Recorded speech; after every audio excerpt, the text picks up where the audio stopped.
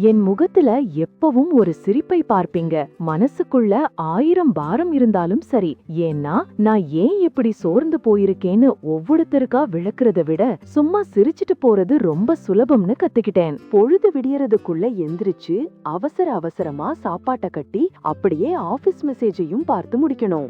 எல்லாரோட கஷ்டத்தையும் காது கொடுத்து கேக்குறேன். ஆனா என் மனசுல என்ன இருக்குன்னு கேட்க மட்டும் இங்க யாருமே இல்ல. ராத்திரி நேரம் கட்டில் ஓரத்துல உட்கார்ந்திருக்கேன். சுத்தி நிசப்தம்தான். ஆனா அந்த அமைதி என் மனசுக்குள்ள இருக்கிற கூச்சலை விட அதிகமா என் காதுக்குள்ள கத்துது. வெளியில பார்க்க எல்லாம் சரியா இருக்கிற மாதிரி ஒரு தோற்றம். ஆனா எல்லாத்தையும் அப்படி சரியா வச்சுக்க போராடுறதுக்குள்ள உள்ள நான் நொறுங்கி போறேன்.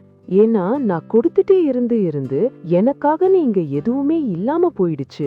சும்மாவா இத செய்யலாம்? இதுக்கு பேருதான் நம்ம உண்மையான உணர்வுகளை மறைக்கிறதுக்காக நாமளே போட்டுக்கிற முகமூடி.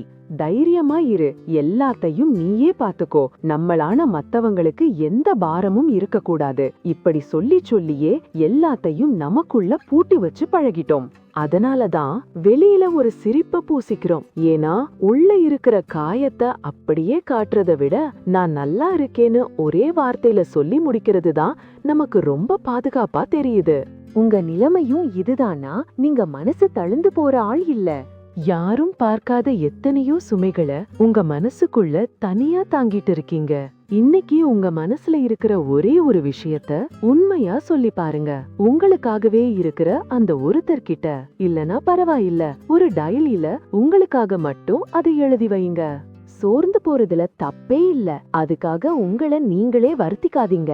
இந்த புன்னகைக்கு பின்னாடி ஒளிஞ்சிருக்கிற அதே களைப்பு உங்களுக்கும் இருக்குல்ல?